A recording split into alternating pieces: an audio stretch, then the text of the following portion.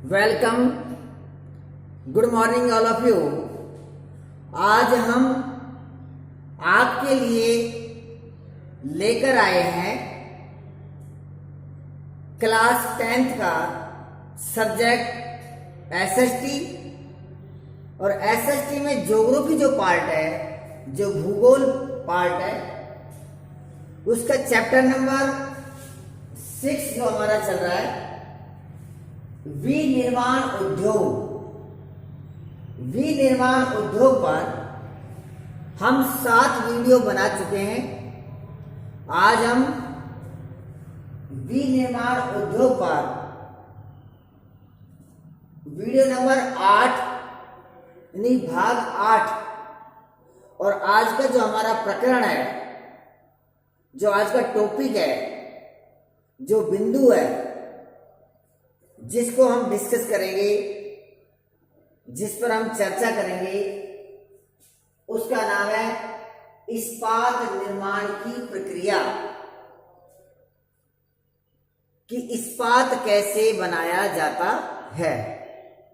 हम पढ़ेंगे आज इस्पात निर्माण की प्रक्रिया कि जो फैक्ट्रियां हैं, जो उद्योग हैं, उन उद्योग में लोहा इस्पात कैसे बनाया जाता है।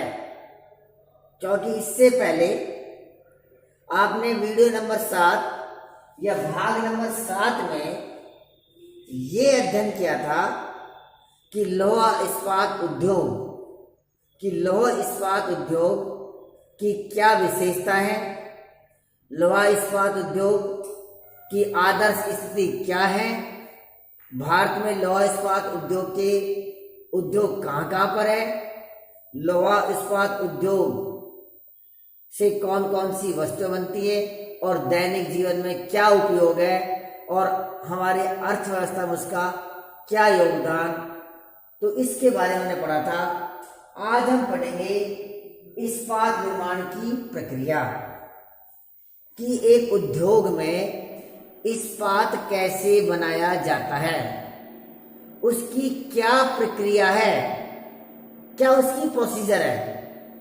तो देखिए, इस्पात निर्माण की अगर प्रक्रिया को देखते हैं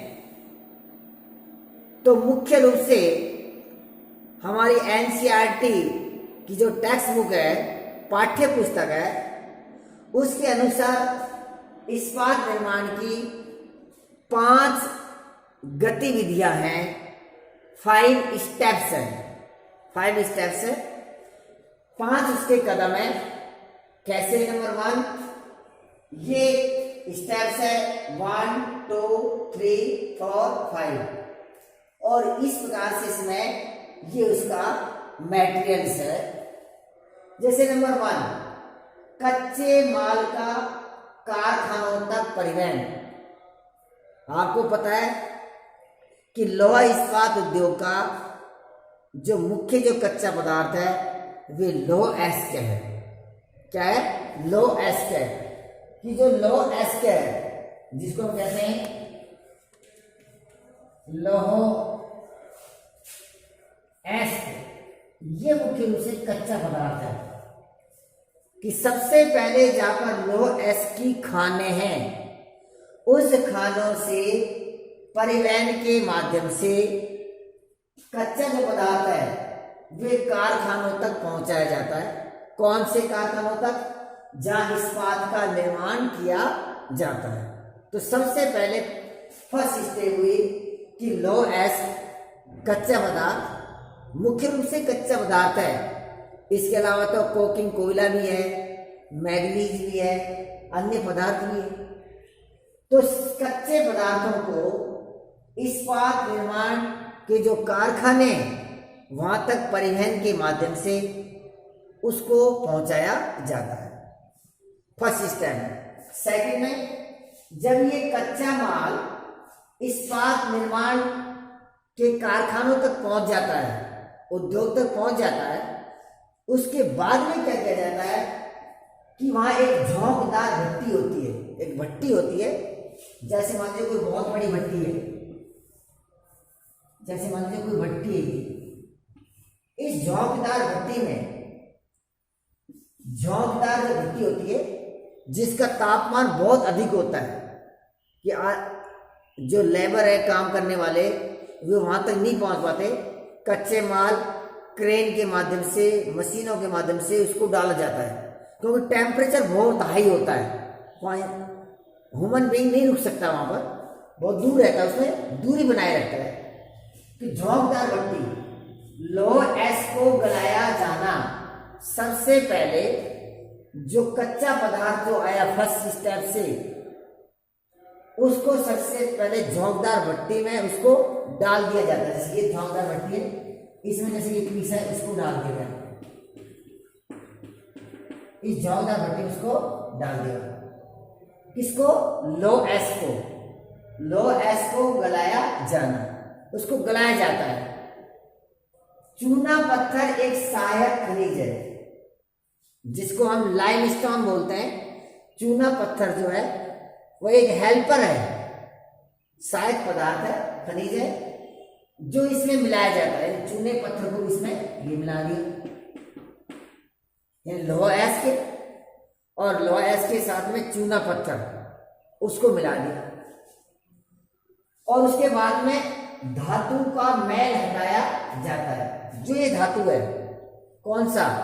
लोहा एस और चूना पत्थर जिसको गला रहे हैं, उसके बाद उसका मैल हटाया जाता है। मैल माने अशुद्धियां, मैल हटाया जाता है।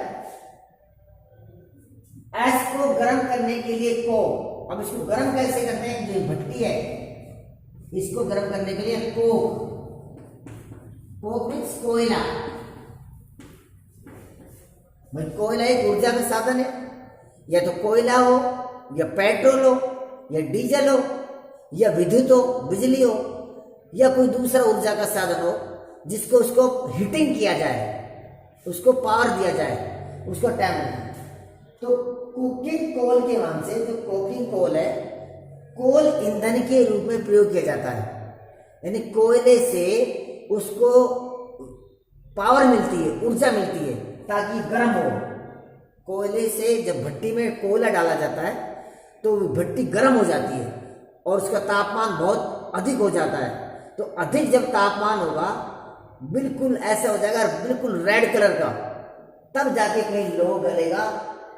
तो ये सेकंड स्टेप उसकी, कि झोंकदार भट्टी में लोह एस को गलाया जाना, चूना पत्थर जो पदार्थ है उसमें सहायक के रूप में प्रयोग किया जाता है, और धातु का मैल हटाया जाता है, और इन खनिज को गर्म करने के लिए आपको कोक जो है, कोयला जो है, वे ईंधन के रूप में प्रयोग किया जाता है। जब ये गलाया जाता है तो इसके बाद में थर्ड स्टेप में क्या होता है? तीसरी स्टेप में जब उसको गला दिया जाए, जब गला दिया जाए तो वो लिक्विड बन जाता है, लो एस के, यानी बिल्कुल पतला बन जाता है, तरल बन जाता है, तरल पदार्थ। तो तरल पदार्थ को सांचों में डाला जाता है। जो लोह एस था, जो पहले पिंड के रूप में था, और जब उसको गला दिया तो गलाने के बाद में तरल पदार्थ बन गया, पानी की तरह पतला बन गया। तो उसको क्या किया? सांचों में डाला जाता है, जिससे ढलुआ लोहा तैयार होता है। यानी ढलुआ जिसको हम ढाल सकते हैं, किसी भी पात्र में, बर्तन में उसको डाल सकते हैं, चाहे वो पात्र इस प्रकार का हो, चाहे इस प्रकार का पात्र हो, चाहे ये ऐसे पात्र हो, किसी में उसको ढाल सकते हैं। तो कह रहा है कि तरल पदार्थ को सांचों में डाला जाता है, जिससे ढलुआ लोहा तैयार होता है। तो यहां तक हमारा जो लोहा है वे ढलुआ लोहा तैयार हो गया, तरल पदार्थ हो गया। अब उसके बाद क्या करते हैं? जो ढलुआ लोहा है, जो पहले पिंड के रूप में था लोहा, गर्म करने से, बार बार हीटिंग करने से वे ढलुआ बन गया, उसको सांचों में डाल दिया। अब सांचों में डालने के बाद में उसकी फोर्थ स्टेप देखते हैं। फिर क्या होता है? फिर उससे इस्पात बनाया जाता है। क्या बनाया जाता है? इस्पात। ढलवे लोहे का पुनः गलाकर, जो ये ढलवा लोहा था, अब इनको भट्टी में डालकर पुनः गलाया जाता है। इसको ढलवे लोहे को पुनः गलाया जाता है, पुनः गलाकर ऑक्सीकरण द्वारा, ऑक्सीकरण एक प्रक्रिया है, ऑक्सीकरण के द्वारा अशुद्धता हटाकर, यानी इसमें जो शेष बची हुई कुछ अशुद्धियां हैं उसको ऑक्सीकरण के माध्यम से हटाया जाता है। और ऑक्सीकरण के माध्यम से हटाने के बाद में उसमें मैग्नीज और निकेल और क्रोमियम, देखिए तीन भी एक कच्चे पदार्थ है, मैग्नीज, निकेल और क्रोमियम, इसको मिलाकर इसको शुद्ध किया जाता है। किसको? ढलवे लोहे को, अर्थात ढलवे लोहे को पुनः गलाया जाता है और उसमें मैग्नीज, निकेल और क्रोमियम मिलाकर उसकी जो बची हुई अशुद्धियां है ऑक्सीकरण के माध्यम से उसको हटा दिया जाता है। ये होगा, इसमें इस्पात बन गया। अब जब ये इस्पात बन गया तो इस्पात का इसको अलग अलग रूप देंगे। आप उसको गिलास बना रहे हो या इस्पात के बर्तन बना रहे हो या आपको उसके लोहा बना रहे हो, उसकी सरिया बना रहे हो या आप उसकी चद्दर बना रहे हो, तो उसमें अलग अलग रूप देंगे। धातु को आकार देना, फिर उसके बाद क्या करेंगे कि जब इस्पात का निर्माण हो गया कि इस्पात बन गई, तो इस्पात बनने के बाद में हम क्या करेंगे, उसको धातु का आकार देना कि उस धातु का क्या रूप दे, वो देखने में कैसा लगे। हो सकता है कि ये इस प्रकार से एक सरिया लगे लोहे का, हो सकता है इस प्रकार से गोल पिंड लगे, हो सकता है इस प्रकार से सीट बन जाए,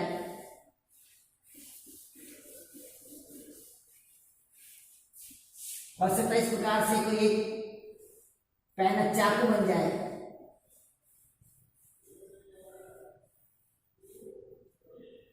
धारदार चाकू बन जाए, नुकीला पदार्थ बनाए, बिल्कुल बारीक बन जाए। उससे आप उसका आकार कैसे दोगे, तो उसमें क्या होगा, धातु को आकार देना, उसका रोलिंग, उसको रोलिंग बनाना। जैसे गन्ना की मशीन होती है, जब गन्ने का रस निकालते हैं तो उसके जो पहिए अंदर वाले होते हैं, व्हीलर, रोलिंग है, और गन्ने को दे दिया, तो जैसे ये आपका गोल रोलिंग करना। प्रेस माने उसको प्रेस करना, दबाव करना, पीट कर उसको जैसे चद्दर जैसी बनाना, प्रेस कर। जैसे बड़ा लोहा है, मोटा लोहा है, जैसे मान लीजिए ये कोई पिंड है, इससे फिर छोटे छोटे बनाने,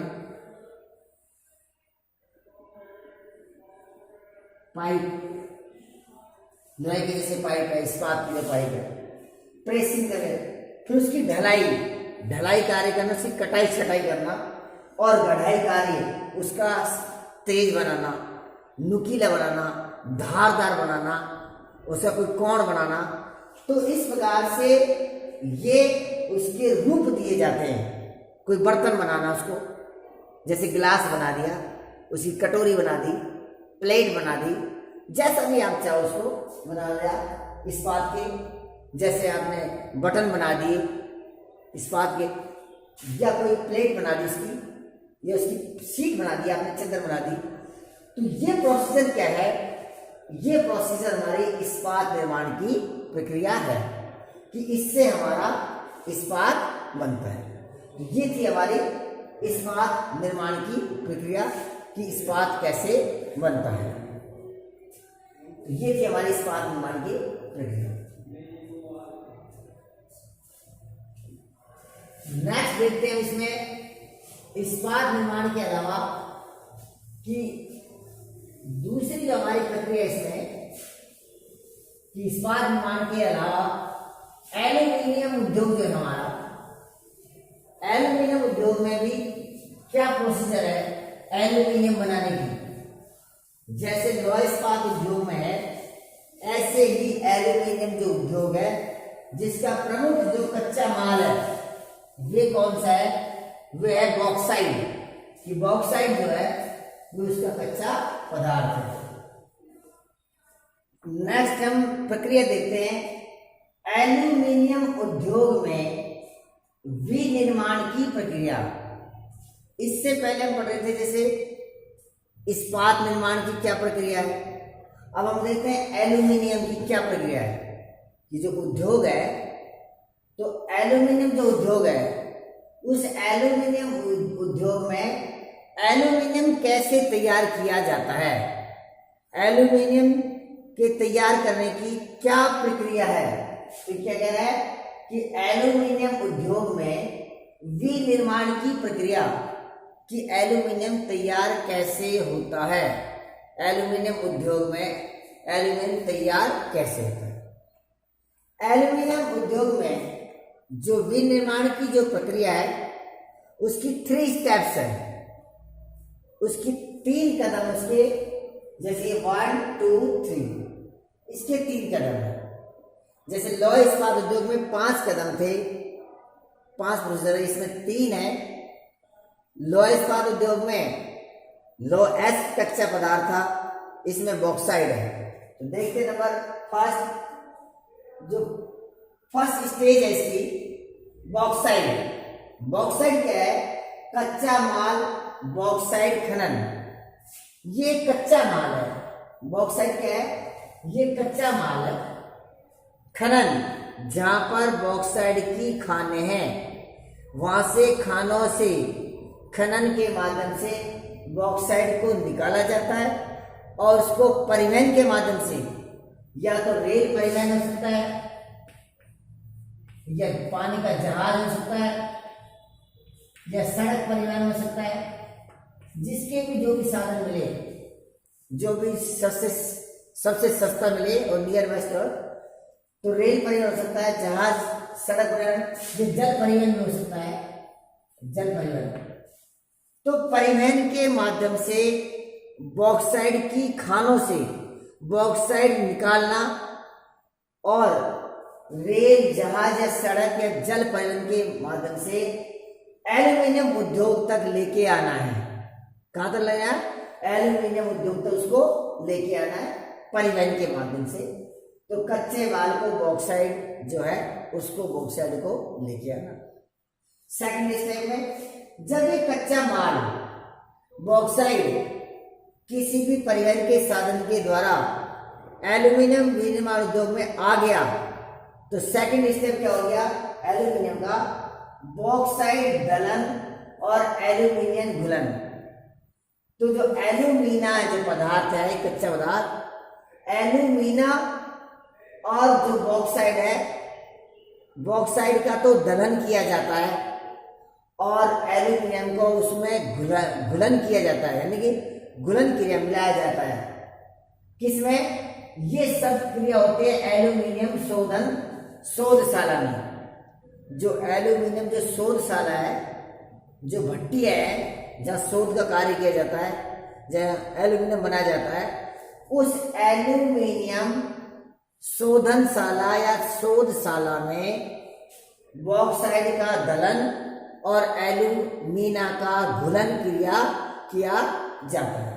उसके बाद क्या होता है, इसके अंदर कौन कौन सी प्रोसीजर होती है एल्यूमिनियम दलन और घुलन में, प्रगलक स्थल तक भारी एस का पहुंचना, जहां पर गलाया जाता है। प्रगलक माने